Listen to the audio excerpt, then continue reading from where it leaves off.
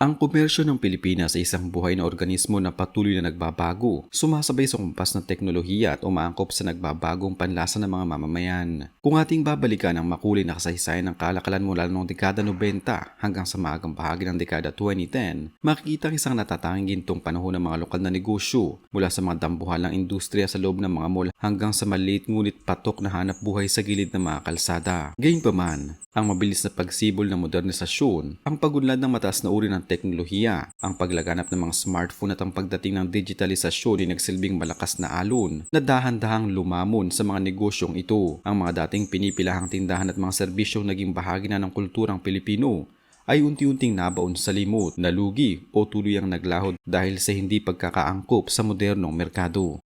Ang mga internet cafe o computer shop ay tinuturing na isa sa mga pinakamalaking sentro ng libangan at produktibidad ng mga kabataan at profesional noong huling bahagi ng dekada 90 hanggang sa unang bahagi ng dekada 2010. Ito ang takbuhan ng mga mag-aaral para sa kanilang mga akademikong pananaliksik at encoding. Gayun din ang mga masusugid na manlalaro ng mga sikat na online games tulad ng Ragnarok Online, Dota at Counter-Strike. Sa mga panahong iyon, napakamahal pa na ang personal na computer at ng buwan ng bayad sa dial-up o broadband internet sa mga tahanan. Kaya naman ang pag-upa sa halagang 20 pesos ay naging napakalaking industriya. Subalit ang malawakang paglaganap ng abot kayang smartphones, ang pagbaba ng presyo ng mga laptop at ang pagkakaroon ng murang mobile data at fiber internet sa mismo mga kabahayan ang tuluyang pumatay sa negosyong ito. Ang mga dating maingay at puno ng mga computer shops ngayon ay halos tuluyan ang naglaho at ang mga natitira ay napilitang magsara dahil sa kawalan ng mga customer na mas pinipili ng maglaro o magsaliksik sa sarili ng mga gadget.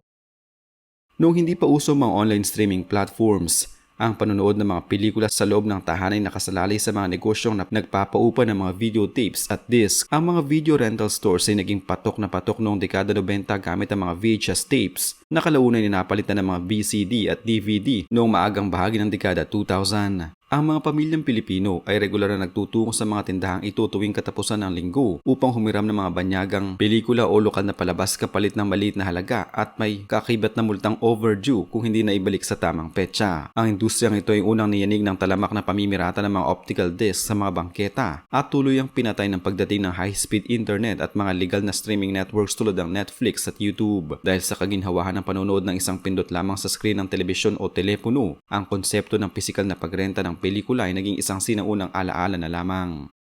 Ang PisoNet ay isang natatanging inobasyong Pilipino na sumikat noong huling bahagi ng dekada 2000 hanggang sa maagang bahagi ng dekada 2010, partikular na sa mga komunidad at gilid ng kalsada sa mga urbanisadong lugar. Ang negosyong ito ay isang uri ng computer arcade kung saan ang isang piso ay nagbibigay ng 5 minuto ng paggamit ng mga computer at internet na swak sa budget ng mga batang naglalaro ng mga web-based games o nagmamadaling mag-check ng kanilang Facebook accounts. Dahil mababang kapital na kailangan at madali itong itayo kahit sa labas ng mga sari-sari store, marami ang sumubok sa negosyong ito bilang mabilis na mapagkukunan ng kita. Gayunpaman, ang unti-unting paglipat ng mga laro mula sa computer patungo sa mga mobile games tulad ng Mobile Legends at Free Fire, kasama ang murang promosyon ng mobile data mula sa telecom networks, ang naging dahilan upang mawalan ng silbi ang PisoNet. Ang mga kahon ng PisoNet na dati pinagkakaguluhan ng mga bata ay nabulok na lamang sa mga bakuran o binaklas na ng mga may-ari. Noong panahon ng mga analog camera na gumagamit pa ng film roll, ang mga photo developing at printing shops ay isang napakalaking negosyo na matatagpuan sa bawat kanto at mall sa Pilipinas. Ang mga tao kailangang maghintay ng ilang araw upang ma-develop ang kanilang mga negatibong film at mailimbag ang mga larawan sa photo paper upang mailagay sa mga photo album. Ang bawat selebrasyon tulad ng kasal, karawan at Pasko ay nangangahulugan ng malaking kita para sa mga tindahang ito na nag-aalok din ng mga serbisyong tulad ng studio portraiture at bentahan ng mga brand new na pelikula. Ang pagpasok ng mga digital camera noong maagang bahagi ng dekada 2000 at ang kasunod na pagsibol ng mga smartphone na may matas na kalidad ng lente ang nagpabago sa industriya. Dahil ang mga larawan ay maaari nang i-imbak sa mga memory card, hard drive o i-upload sa mga social media platforms, nawala na ng rason ng mga tao na magpalimbag ng pisikal na larawan na nagdulot ng pagkalugi at pagsasara ng karamihan sa mga tradisyonal na photo lab. Noong dekada 90 hanggang maagang bahagi ng dekada 2000, ang komunikasyon sa malalayong lalawigan o sa ibang bansa ay isang malaking hamon at may kamahalan na nagbigay daan sa pagsikat ng mga landline call office at mga car-operated payphone booths. Ang mga negosyong ito ay nag-aalok ng serbisyong tawag sa pamamagitan ng mga pampublikong telepono na matatagpuan sa mga terminal, malapit sa paaralan, sa mga sari-sari store at sa mga matataong kalsada kung saan ang mga tao ay gumagamit ng barya o bumibili ng mga prepaid phone cards upang makatawag sa kanilang mga mahal sa buhay. Ang mga call office naman ay nagsisilbing sentro kung saan nakapila ang mga tao upang mag-long distance call o magpadala ng fax. Ang mabilis na pag-unlad ng teknolohiya ng cellphone, ang pagbaba ng singil sa mga tawag at ang paglitaw ng mga libreng internet-based calling apps tulad ng Skype, Viber at Messenger ang nagtanggal sa mga pangailangan para sa mga pampublikong teleponong ito. Sa ngayon, ang mga payphone booth ay nagsisilbi na lamang palamuti o tuloy ng binaklas dahil sa kawalan ng gumagamit.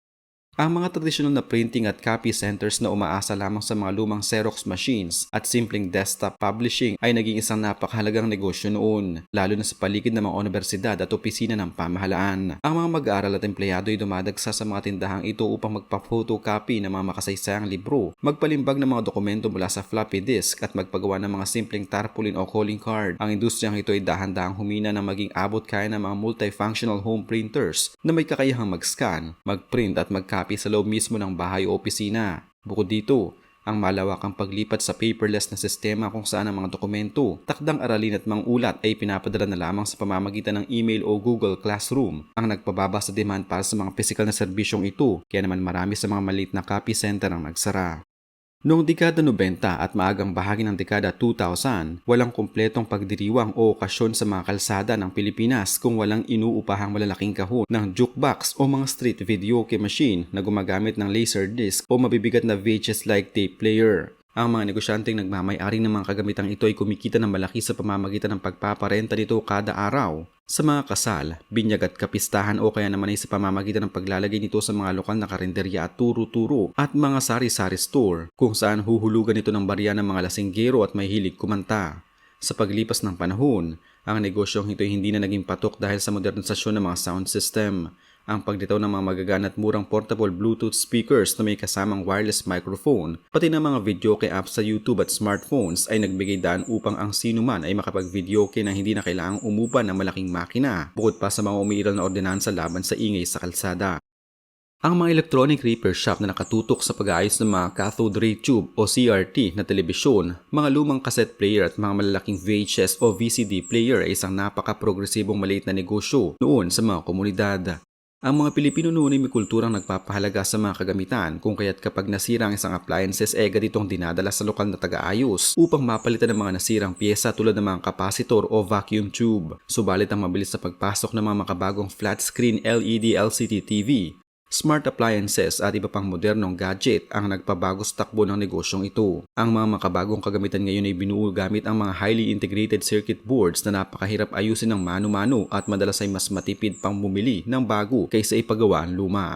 Ang pagbabasa ng mga pisikal na material tulad ng mga lokal na comics, halimbawa ay ang Aliwan, Halakhak at Funny Comics, mga lingguhang magazine tulad ng Liwayway, Yes at FHM, at mga pahayagan ay isang pang-araw-araw na gawin ng mga Pilipino noong dekada 90 hanggang maagang bahagi ng dekada 2010. Ang mga malilit na comic book at magazine stand sa mga bangketa, tabi ng palengke at mga terminal ng bus ay palaging dinadagsan ng mga taong gustong magpalipas ng oras o magbasa ng mga pinakahuling balita at kwento. Ang industriya ng paglilimbag ay nakaranas ng matinding paghina dahil sa pagsibol ng digital media at mga online social networks. Ang mga tao ngayon ay nakakakuha na ng libre at real-time na balita, mga artikulo at mga digital comics o webtoons sa pamamagitan ng kanilang mga mobile phone.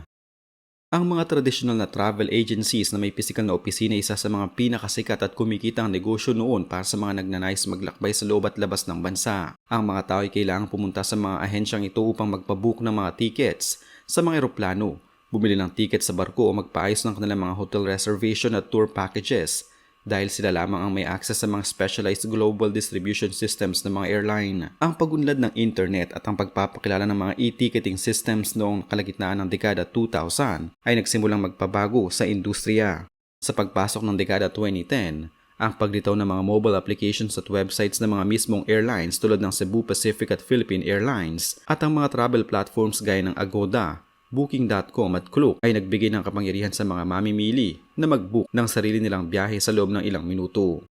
Ang pagkawala ng pangailangan para sa middleman ay nagdulot ng malawakang pagkalugi sa mga tradisyonal na travel agency na hindi nag-upgrade sa digital na sistema. Noong kasikatan ng text messaging o SMS kung saan ang Pilipinas ay tinuturing na text capital of the world, ang pagiging load retailer ng Smart, Globe o Sun Cellular ay isang napakatubong negosyo sa bawat sari-sari store. Ang mga tao ay pumipila upang magpa-load ng only text o regular load sa pamamagitan ng pagdidikta ng kanilang numero sa nagbebenta na gumagamit ng isang special na retailer SIM. Ang negosyong ito ay humina ng husto dahil sa mga digital wallet apps gaya ng GCash at Maya, kung saan ang mga mamimili ay maaari ng direktang bumili ng load o data promo sa kanilang sariling mga smartphone nang hindi na lumalabas ng bahay. Ang pagkawala at paghina ng mga sikat na negosyong ito ay isang patunay na ang mundo ng kalakalan ay walang permanenteng estado kundi ang pagbabago. Bagamat nakakalungkot isipin ang mga pamilyar na tanawin at karanasan ng ating kabataan ay unti-unti nang naglalaho. Ito naman ay nagpapakita ng kakayahan ng tao na umunlad at humanap ng mas mabilis, mas mura at mas komportableng paraan ng pamumuhay. Marami pang ibang mga negosyo ang sumikat noon na maaaring hindi na isama sa listahang ito dahil sa limitasyon ng espasyo. Kung mayroon kayong mga naaalalang iba pang sikat na negosyo sa inyong pamayanan o kalsada na wala na ngayon o hindi na pato, maaari nyo itong i-comment sa comment section upang ating mapag-usapan at muling balikan ang mga masayang alaala ng nakaraan.